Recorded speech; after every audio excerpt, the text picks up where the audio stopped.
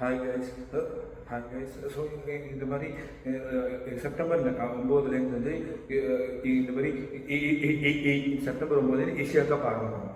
And அதில் வந்து நான் முன்னாடியே டீம் இந்தியாவோட ஸ்குவாடை பற்றி பேசிட்டோம்.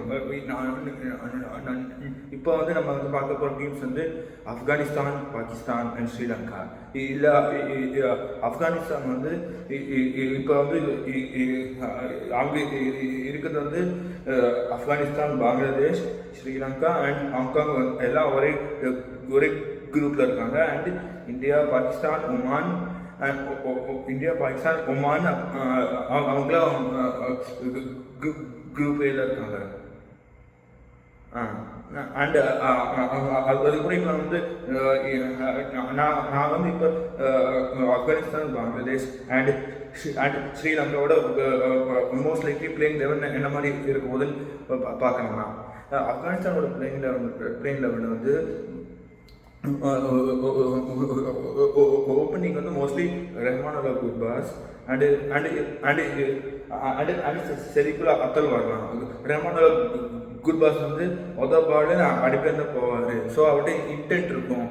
அண்ட் அதுக்கப்புறம் செரிகுலா அத்தல் வந்து லெஃப்ட் ஹேண்ட் பேட்ஸ்மேன் ப்ளஸ் அவர்கிட்ட ஒரு வெரைட்டி இருக்கும். ஒரு வெரைட்டி குட் பார்ட்னர்ஸ். அவர் வந்து இந்த அவரால் ஷார்ட்டஸ்ட் சைஸ் ஆஃப் பவுண்டரியை ஈஸியாக கிளியர் பண்ண முடியும். அண்ட் அப்புறம் நம்பர் 3ல வந்து இப்ராஹிம் ஜத்ரான் தான் மோஸ்ட்லி அவர் தான் நம்பர் 3ல வந்துடுவார். அண்ட் அவர் தான் இந்த ஸ்குவாட்ல ஆப்கானிஸ்தான் ஸ்குவாட்ல கேட்டால் அவர் தான் one of the best batsman. ஏன்னா அவர் ரெண்டுமே ஆடுவார், அடிச்சும் ஆடுவார், ப்ளஸ் வந்து கொஞ்சம் ஆங்கரிங் வரும் அவருக்கு, அது வரும். அண்ட் அவர் வந்து கன்சிஸ்டண்டாகவும் ஆடுவார். ஸோ டாப் 3 வந்து சாலிடாக இருக்குது. டாப் 3 சாலிடாக இருக்குது. அதாவது குர்பாஸ், செரிகுலா அத்தல் அண்ட் இப்ராஹிம் ஜத்ரான்.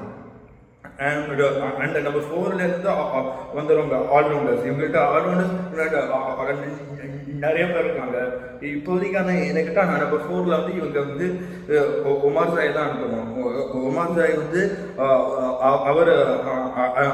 அவருக்கு வந்து அவரால் அவர் வந்து அந்த புல் ஷாட்டு தூக்கி அடிச்சு பவுண்டரியை கிளியர் பண்ணுறதுலாம் சூப்பராக பண்ணுவார். ப்ளஸ் அவர் வேணா கொஞ்சம் டெய்லோட பிளே பண்ண சூப்பராக பண்ணுவார். ஸோ அவர் நம்பர் 4. நம்பர் 5 கரீம் ஜன்னத் வந்துடுவார். அண்ட் அப்புறம் நம்பர் 6 வந்து ப்ரொஃபஸர் முகமது நபி வந்துடுவார். அவருக்கு நம்பர் 6 அவர் வந்து நைஸாக வந்து அந்த கடைசி 2-3 ஓவர்ஸில் வந்து அவர் வந்து ஒரு 2 6 2 4 அடிச்சுட்டு போவார். ஃபினிஷ் போவார், கரெக்டாக பண்ணுவார். அண்ட் ப்ளஸ் அண்ட் அதுக்கப்புறம் அவர் 7ல் கேப்டன் ரஷீத் கான் வந்துடுவார். அவருக்கு வந்து இந்த மாதிரி முக்கியமான மேட்ச்சு, இந்த மாதிரி அந்த மாதிரி மேட்ச்சை கரெக்டாக பார்த்து பெர்ஃபார்ம் பண்ணுவார் ரஷீத் கான். அவர் பேட்டாலும் மேட்சஸ் ஃபினிஷ் பண்ணுற கேப்பபிலிட்டி இருக்கு அவருக்கு. அண்ட் அப்புறம் நம்பர் 8ல் குல்பதீன் நைப், மாத்தடி மன்னன். அவர் நல்லா பல்காக இருப்பாரா, நல்ல பல்காக இருப்பார். ப்ளஸ் அவர்கிட்ட அந்த பவர் இருக்குது. அந்த பவர் வச்சு ஒரு நங்குன்னு விட்டார்னா பால் பறக்கும். ஸோ அவருக்கு வந்து அந்த அந்த பவுண்டரி கிளியரிங் டெண்டன்சி இருக்கு அவருக்கு. ஸோ டாப் 8 இதே மாதிரி தான் இருக்கும். அதாவது Gurbaz, Siddiqullah Atal, Ibrahim Zadran, Asmatullah Omaza at 4, and Karim Jannat at 5, Muhammad Nabi at 6, Captain Rashid Khan at 7, and Gulbadin Naib at 8. இவங்க 8 பேர் பேட்டிங் பார்த்துருக்காங்க. அதுக்கப்புறம் நம்பர் 9 வந்து Noor Ahmad, number 10 Allah Ghazanfar, and number 11 Fazal Farooqi வந்துடுவாங்க. ஸோ இதான் பிளேயிங் 11. அண்ட் நீங்கள் அதுக்கப்புறம் பாருங்கள் எத்தனை பேர் ஆல்ரவுண்டர்ஸ், 4லேருந்து 8 வரைக்கும் ஆல்ரவுண்டர்ஸ். ஒமார் ஜரை, கரீம் ஜன்னத், முகமது நபி, ரஷீத் கான் அண்ட் குல்பதீன் நைப். இவங்க 4 பேர் 4 ஆல்ரவுண்டர்ஸ். T20 டீமில் ஆல்ரவுண்டர்ஸ்க்கு எப்போவுமே ஒரு வேல்யூ உண்டு. அதுவும் இன்டர்நேஷ்னல் கிரிக்கெட்டில் வேறு. ஸோ எப்போவுமே ஒரு வேல்யூ உண்டு ஆல்ரவுண்டர்ஸ்க்கு. அதுவும் ஆப்கானிஸ்தானே வர ஆல்ரவுண்டர்ஸ்க்கு வந்து இந்த மாதிரி அவங்கள்ட்ட குவாலிட்டி இருக்குது. குவாலிட்டி ஆல்ரவுண்டர்ஸ் ப்ரொடியூஸ் பண்ணுறாங்க ஆப்கானிஸ்தான். அண்ட் அப்புறம் அவங்கள்ட்ட வந்து பேட்டிங் வந்து அவங்க வந்து 200 240 அந்த மாதிரி அடிக்க மாட்டாங்க. ஒரு 170 180 ரேஞ்ச் அடிச்சுட்டு அப்புறம் அவங்ககிட்ட இருந்து பவுலிங் வச்சு சோக் பண்ணி தோக்கடிச்சிருவாங்க. பவுலிங் ஆஃபீஸ் பாருங்க, Noor Ahmad left arm leg spin, and அதுக்கப்புறம் அல்லா கசன்ஃபர், அது அவர் இன்னும் டீகோட் பண்ணவே இல்லை. பேட்ஸ்மேனுக்கு அவர் இன்னும் பேட்ஸ்மேனுக்குலாம் அவங்க என்ன போடுறாங்கன்னே தெரியல. ஸோ அவர் ஒரு வெப்பனாக இருப்பார். அண்ட் அதுக்கப்புறம் இருக்காரு ரஷீத் கான் இருக்காரு, முகமது நபி வேலை இருக்காது. 4 ஸ்பின் பால் ஆப்ஷன்ஸ் ப்ளஸ் ஃபசல் ஃபரூக்கி போடலாம், கரீம் ஜன்னத் போடலாம், ஒமார் ஜரையும் போடலாம். 7 பவுலிங் ஆப்ஷன் வச்சிருக்காங்க. 4 spin and 4 spinners and 3 seamers வச்சு போகிறாங்க.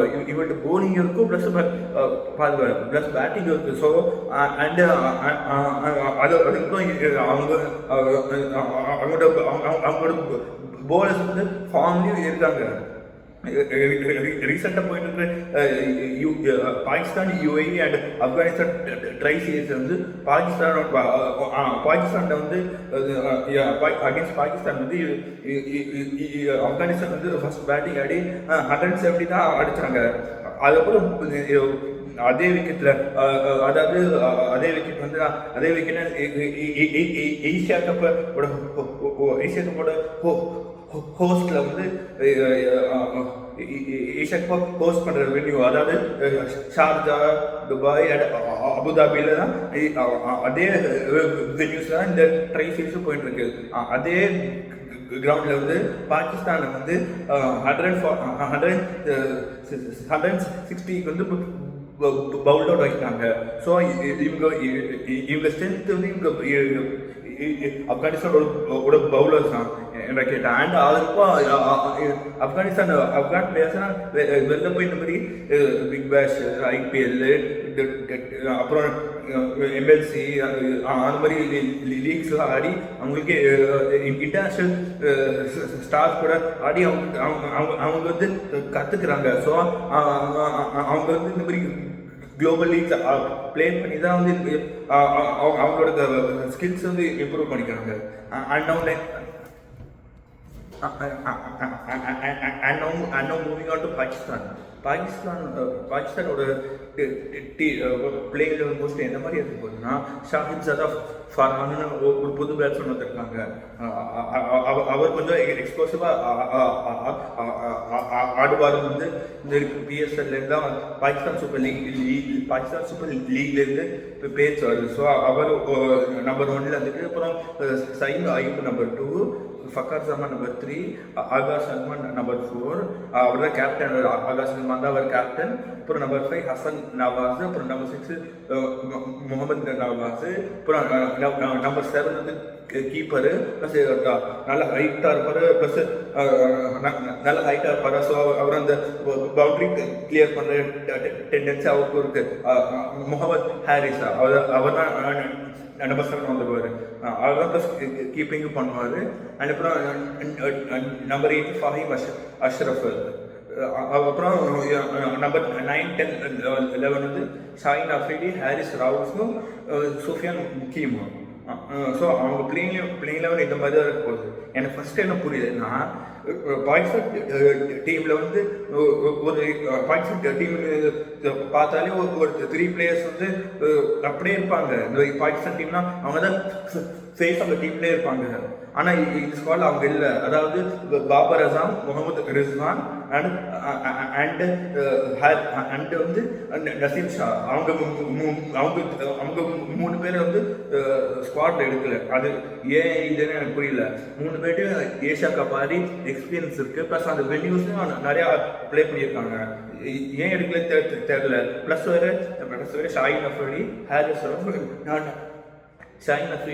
ஹாரிஸ் ரவுஃப், நசீம் ஷா 3 பேர் வந்து ட்ரையோவாக இருந்தாங்க. அவங்கள பார்த்து வந்து பேட்ஸ்மேனுக்கு வந்து கொஞ்சம் எப்படி ப்ளே பண்ணணும் கொஞ்சம் ஒரு பயம் வரும். இப்போ அந்த பயமே இல்லாமல் போயிடுச்சு. அதுதான் பவுலிங் வந்து ரொம்ப பேட்டாக இல்லை, ரொம்ப ஆவரேஜ் பவுலிங் தான். அவங்கள நசீம் ஷா, ஹாரிஸ் ரவுஃப், ஷாஹின் ஷா அஃப்ரிடியை வச்சுருந்தாங்கன்னா பவுலிங் வந்து ஆவரேஜ்னு அல்டிமேட் இருக்கும். ஸோ அவங்க ஏன் அந்த மாதிரி விட்டாங்கன்னு புரியல. ப்ளஸ் வந்து பாபர் அசாம், முகமது ரிஸ்வான்னா அவங்களாம் பாகிஸ்தான் டீம் ஸ்டால்வார்ட்ஸ். அந்த ஸ்டால்வார்ட்ஸை வச்சுட்டு அவங்க வந்து வச்சுட்டா பேட்டிங் கொஞ்சம் இப்போ வந்து நிறைய பேர் புதுசாக இருக்காங்க, எக்ஸ்பீரியன்ஸ் இல்லாமல் இருக்காங்க. ஸோ அந்த மாதிரி ரிஸ்வான், பாபர் அசாம் வச்சுருந்தா பேட்டிங் கொஞ்சம் சாலிடிட்டி வந்திருக்கும். ஆனால் நீங்களே பாருங்களேன், ஷாஹித் ஜாதா ஃபரான் புதுசு, அதுக்கப்புறம் முகமது நவாஸ் அவரும் புதுசு, முகமது ஹாரிஸ் அவரும் புதுசு. டாப் 6ல 3 பேர் புதுசு. அப்புறம் ஒழுங்கா என்ன கேட்ட மொத்தம் பேட்டிங்லேயே கன்சிஸ்டண்ட்டாக ஒழுங்கா அடிக்கோ செஞ்சு ப்ளஸ் வந்து எப்போ தேவையோ as per the match condition வந்து அவங்களோட பிளேயிங் ஸ்டைலை மாற்றி ப்ளே பண்ணுற பேட்ஸ்மேன் எனக்கு கேட்டால் டீமில் இப்போதைக்கு 2 பேர் தான், சயீம் அயூப் அண்ட் அப்புறம் ஃபக்கார் ஜமான் வந்து முன்னாடி வந்து யூஏஇல வந்து போய் T20 ப்ளே பண்ணியிருக்காரு. ஸோ அவருக்கு அந்த ஆடி எக்ஸ்பீரியன்ஸ் இருக்கு. ஸோ என்ன கேட்டால் பாகிஸ்தான் பேட்டிங் வந்து 2 பேருக்கு கையில் தான் இருக்குது, சயீம் அயூப், ஃபஹீம் அஷ்ரஃப். அவங்க தான் மொத்த பேட்டிங் கேரி பண்ணுற மாதிரி இருக்கும். ஒரு 2 மேட்ச் ஒரு மேட்ச் வந்து இந்த மாதிரி ஷாஹித் ஜாதா ஃபரான் இல்லைன்னா முகமது ஹாரிஸா அவங்க மேலே கொஞ்சம் கண் வச்சுக்கலாம். ஆனால் அவங்களே நம்பி போகலாமான்னு தெரில. அது ஒரு எக்ஸ்பெரிமெண்ட் மாதிரி பண்ணுறாங்க. Can work, cannot work. And அப்புறம் என்ன கேட்டால் பாகிஸ்தானோட ஸ்ட்ரென்த் வந்து பவுலிங் தான். அவங்க comparing to the batting bowling எவ்வளோ பரவாயில்ல இருக்கு. ஷாஹின் அஃப்ரிடி இருக்காரு, ஹாரிஸ் ரவுஃப் இருக்காரு, அப்புறம் சூஃபியான் முக்கியமான ஒரு லெஃப்ட் ஆர்ம் சைனா மேன் இருக்காரு. அவர் சூப்பராக போடுவார். அவரோட ஏர் ஸ்பீடு ப்ளஸ் அவரோட லைன் லென்த்லாம் பேட்ஸ்மேன் நல்லா ட்ரபிள் பண்ணுவோம். நம்ம சாம்பியன்ஸ் ட்ராஃபிலே பார்த்தோம். இந்த மாதிரி ரோஹித் சர்மா, விராட் கோலி அந்த மாதிரி பேட்ஸ்மேனே ட்ரபிள் பண்ணாரு. ஸோ ஹாரிஸ் ரவுஃப் இருக்காரு, ஷாஹின் அஃப்ரிடி இருக்காரு, சூஃபியான் முக்கியம் இருக்காரு, அப்புறம் ஃபஹீம் அஷ்ரஃப் இருக்காரு, அப்புறம் முகமது நவாஸ் இருக்காரு, அப்புறம் ஹசன் நவாஸும் இருக்காங்க. ஸோ பவுலிங் ஆப்ஷன்ஸும் இருக்குது. ப்ளஸ் ஆனால் எனக்கு கேட்டால் ஒரு பவுலிங் ஆப்ஷன் ஒரு வெரைட்டி இல்லை. இந்த மாதிரி left arm off spin, left arm off spin, left arm leg spin மட்டும் தான் இருக்குது. ஆப்போசிட் ஒரு ஸ்ட்ராங்காக இருக்குது, ஒரு ஸ்ட்ராங்காக ஸ்பின்னர்ஸை டேக் டவுன் பண்ணுற லெஃப்ட் ஆர்ம் பேட்ஸ்மேன் தான் என்ன பண்ணுவீங்க? ஒரே ஆள் இருக்காங்க, ஒரே ஆள் தான் வச்சுருக்காங்க. ஹாரிஸ் ரவுஃப் தான் போவாங்க. அவர் வந்து துப்புன்னு வந்து வேகமாக போடுவார், 150 போடுவார். அவர் ஷார்ஜா குட்டி கிரவுண்டு, பேட்ஸ்மேன் சும்மா பேட்டை சும்மா காட்டினா போதும், அவர் போட்ட ஸ்பீட் சொயின்னு பறந்து போயிட்டு போகாது. ஸோ அவங்க பாகிஸ்தான் பவுலிங் ஆள் இருக்கு. ஆனால் வெரைட்டி இல்லை. இந்த மாதிரி ஒரு லெஃப்ட் ஆர்ம் பவுலிங்கே ரொம்ப அதிகமாக இருக்க மாதிரி இருக்கு. ஷஹீன் அஃப்ரிடி ஒரு left arm fast bowler, Sufian முக்கீம், அப்புறம் ஹசன் நவாஸ் அண்ட் முகமது நவாஸ், 2 பேருமே ஒரே பவுலிங் தான். லெஃப்ட் ஆர்ம் ஃபாஸ்ட் பண்ணா ஒரே மாதிரி எத்தனை பேர் வச்சிருப்பீங்க? 2 பேரும் ஒரே மாதிரி தான். இந்தியா வந்து ஒரு காலத்துல ஜடேஜா, அக்ஷர் பட்டேல் 2 பேருமே ஸ்குவாட தூக்கிட்டு போனாங்க. ஆனா ஜடேஜா, அக்ஷர் பட்டேல் 2 பேர் குவாலிட்டி. அக்ஷர் பட்டேல் சூப்பரா ஃபீல்டிங் பண்ணுவாரு, பேட்டிங் பண்ணுவாரு, பவுலிங் பண்ணுவாங்க. ஆனா அதே மாதிரி ஹசன் நவாஸ், முகமது நவாஸ் அதே மாதிரியா தெரியாது. அண்ட் அதுக்கப்புறம் இவங்க டீம்லேயே இருக்கிறதுல பெரிய கஷ்டமா இருக்கு என்னன்னா எக்ஸ்ப்ளோசிவ்னஸ். T20 கிரிக்கெட்னாலே இப்போ வந்து எக்ஸ்ப்ளோசிவ் பேட்டிங் ஆயிடுச்சு. இப்போ இவங்கள்ட்ட எக்ஸ்ப்ளோசிவ் பேட்டிங்கே இல்லாமல் போயிடுச்சு. எக்ஸ்ப்ளோசிவ் பேட்டிங் வேணால் சைம் அயூப் ஆடணும், இல்லை ஃபக்கார் சல்மான் ஆடணும், இல்லை ஆகாஷ் சல்மான் தான் ஆடணும். 3 பேர் தான் கொஞ்சம் ட்ரை பண்ணலாம் என்ன கேட்டா. ஏன்னா அவங்களுக்கு வந்து குவாலிட்டி பவுலிங் ஆடி எக்ஸ்பீரியன்ஸ் இருக்கு. ஆனா இவங்க எப்படியும் வந்து டாப் 4 வந்துடுவாங்க. ஏன்னா இவங்க இருக்கிற குரூப்ல வந்து India, Pakistan, Oman and UAE. இவங்க ஒமானை எப்படி கஷ்டப்பட்டு யுஏஇட்டு கஷ்டப்பட்டு ஜெயிச்சு உள்ள வந்துடுவாங்க. ஸோ டாப் 4 வந்துடுவாங்க. அதுக்கப்புறம் ஃபைனல்ஸ் போவாங்களா தெரியாது. And moving on to Sri Lanka ஸ்குவாட்ல வந்து பிளேயிங் 11 பார்த்தீங்கன்னா வந்து இந்த மாதிரி பார்த்தோம். நிசாங்கா, குசால் மெண்டிஸ், குசால் பரேரா, சரித் அசலங்கா, காமெண்டோ மெண்டிஸ், தசுத் ஷனக்கா, துரித் பெலாலகு, ஹசரங்கா, சமிக்க கருணரத்னே, அப்புறம் பத்திரானா, அப்புறம் ரோஹன் துஷாரா. ஸோ பிளேயிங் 11 இதே மாதிரி தான் இருக்கும். நீங்கள் டாப் 3 பாருங்க.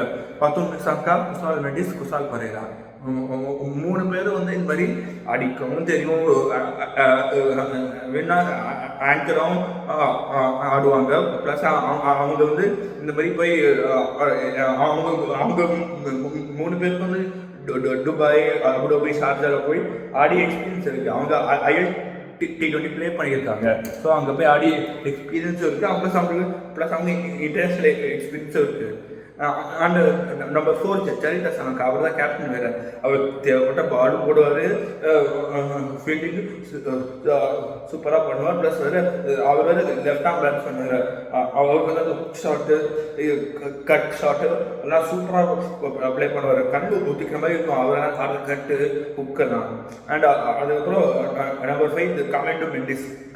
காமெண்டோ மெண்டிஸ்னால் அந்த 2 கையிலும் போடுவார் பவுலிங்கு. அவர் தான் நம்பர் 5. அவர் பேட்டிங் என்ன கேட்டால் ஏதோ ஒரு மேட்ச் படும். ஆனால் பட்டுச்சுன்னா போட்டு தாக்கிடுவாங்க, போட்டு தாக்குவார் பேட்டிங்கில். அண்ட் அதுக்கப்புறம் நம்பர் 6 தசுத் ஷனக்கா. என்ன கேட்டால் அவர் வந்து ஒன்ஸ் அப்பான் டைம் வந்து ஷனக்கா, ஹர்திக் பாண்டியா, ஜடேஜா, அக்ஷர் பட்டேல் அண்ட் அப்புறம் ரஷித் கான் அவங்களாம் எலிட் ஆல்ரவுண்டர்ஸ் லிஸ்ட்ல இருந்தாங்க. அண்ட் அதுக்கப்புறம் அது தசுத் ஷனக்காக்கு என்ன ஆச்சுன்னு தெரியல. அப்படியே அவரோட ஃபார்ம் இந்த மாதிரி அவரோட ஃபார்ம்ல கொஞ்சம் டிப்பாச்சு. ப்ளஸ் அதுக்கப்புறம் அவருக்கு அவ்வளோ சான்சஸ் தரல. ஸோ அதுக்கப்புறம் அவரோட குவாலிட்டி ஆஃப் கிரிக்கெட் கொஞ்சம் டவுன் ஆகி வந்துச்சு. அதுக்கப்புறம் அவருக்கு திருப்பியும் வந்து ஸ்குவாட்ல சூஸ் பண்ணியிருக்காங்க. ஆனால் அவர்கிட்ட வேல்யூ இருக்கு. ஏன்னா அவர் கொஞ்சம் அவர் பேட்டிங் ஆடும், பவுலிங்கும் கூட. ப்ளஸ் கேப்டன் வேறு. ஸோ சரித் அசலங்காவுக்கு வேறு ஏதாவது கேப்டன்சி ஹெல்ப் வேணும்னா தசுத் ஷனக்கா போய் நல்ல கேப்டன்சியில் ஹெல்ப் பண்ணலாம். அப்புறம் நம்பர் 7 துரித் பெலாலகு, லெஃப்ட் ஆர்ம் ஆஃப் ஸ்பின்னர் வேறு. போன வருஷம் 2021 ஏசியா கப்லேயே பார்த்தோம் இந்த மாதிரி எப்படி துரித் விளையாடலாம் வந்து ரோஹித் சர்மா, விராட் கோலி, ஸ்ரேயஸ் ஐயர், அப்புறம் ரிக்கு சிங், அவங்கெல்லாம் ஸ்பின்னர்ஸ் சூப்பராக ஆடுற பேட்ஸ்மேன்.